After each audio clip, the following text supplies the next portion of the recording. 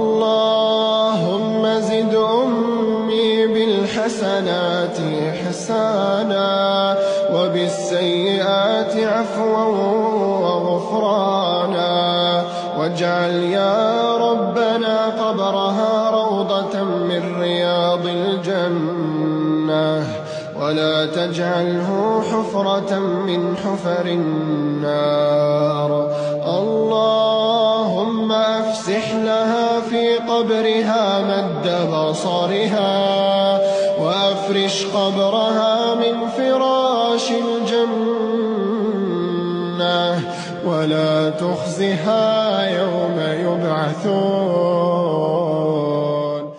اللهم زد أمي بالحسنات إحسانا وبالسيئات عفوا وغفرانا، واجعل يا ربنا قبرها روضة من رياض الجنة،